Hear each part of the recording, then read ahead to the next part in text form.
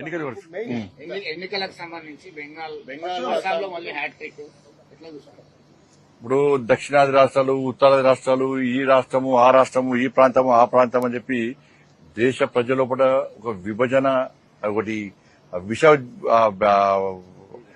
కోణాలు నింపే ప్రయత్నం చేసినటువంటి, దేశ ప్రజల లోపల అయోమయం సృష్టించే ప్రయత్నం చేసినటువంటి రాష్ట్ర ముఖ్యమంత్రి రేవంత్ రెడ్డి గారికి, తమిళనాడు ముఖ్యమంత్రి ఇంకా కొంతసేపు ఉన్నాడు ముఖ్యమంత్రి స్టాలిన్ గారికి ఇలా దేశ ప్రజలు గుణపాఠం చెప్పారు.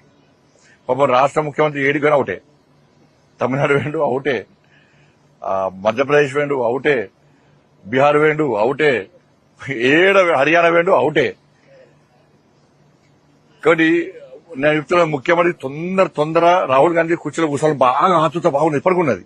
తొందరగా రాహుల్ గాంధీకి ఏం తెలియదు, నాకే అన్ని తెలుసు అని చెప్పుకునే ప్రయత్నం ముఖ్యమంత్రి చేస్తున్నాడు.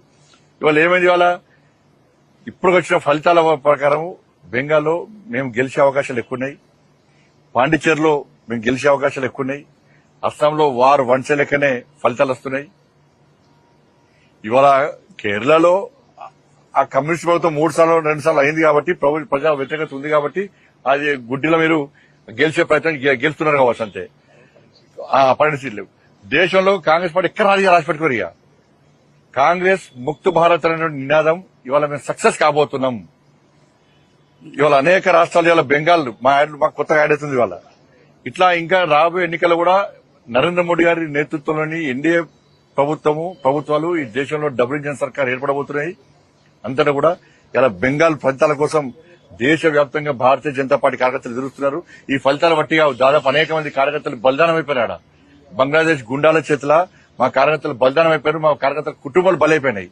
దాన్ని దృష్టిలో ఉంచుకొని ఇటీవల బెంగాల్ గెలవాలి, పశ్చిమ బెంగాల్ గెలవాలని ఒక ఆతృతతోని ఇలా ఫలితాల కోసం ఎదురుస్తున్నారు. పశ్చిమ బెంగాల్ కు సంబంధించి అక్కడ ఏ పార్టీ అధికారంలో ఉంటే అందుకు భిన్నంగా కేంద్రంలో అధికారంలో ఉంటుందని ఒక సెంటిమెంట్ కొనసాగుతుంది. అప్పుడు మళ్లీ రాబోయే రోజుల్లో బీజేపీకి ఇబ్బంది మీరు చూస్తారు. అన్ని తారుమారైతున్నాయి, ఇప్పుడు ఫలితాలన్నీ తారుమారైతున్నాయి.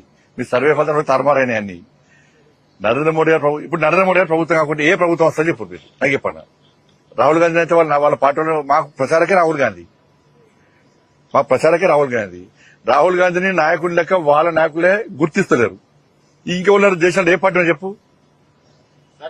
ఇలా ఇండియా అలయన్స్ మొత్తం కొట్టుకబిక్తుంది, గాలి మొత్తం కొట్టుకబిక్తున్నది, అది ఎక్కడ లేకుండా బిక్తుంది. అది సర్ కారణం ఓట్లు తొలగించారు, కేంద్ర బలగాలను దించారు, ఎలక్షన్ కమిషన్ ప్రయోగించారు, ఇవన్నీ చేసి అనైతికంగా సర్ వల్ల నష్టం ఎవరు జరిగింది అంటే బంగ్లాదేశ్ కూడా వచ్చి ఈ దేశంలో వచ్చి ఓటేసిపోతే జరుపుకోవాలా చెప్పరాదు. ఈ దేశం కానోడు ఈ దేశంగా వచ్చి ఈ దేశంలో బాంబులు పెట్టి విధ్వంసాలు సృష్టించి ఈ దేశ పౌరులను చంపి ఈ దేశ ఆస్తులను కొల్లగొట్టి అక్రమంగా చొరబడి వాడొచ్చి ఓటేస్తే ఒప్పుకుంటారా? దేశ ప్రజలు ఆలోచిస్తారా? ఇలా అందుకే సరే వచ్చింది కాబట్టి బంగ్లాదేశ్ ప్రజలు ఇలా బంగ్లాదేశ్ చొరబడిదారులకు దీని ద్వారా చరమగీతం పాడుతున్నది ఇండియా ప్రభుత్వం, నరేంద్ర ప్రభుత్వం.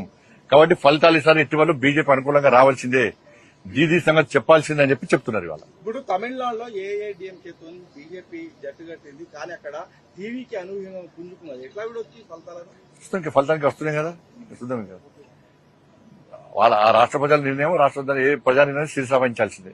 ధన్యవాదాలు.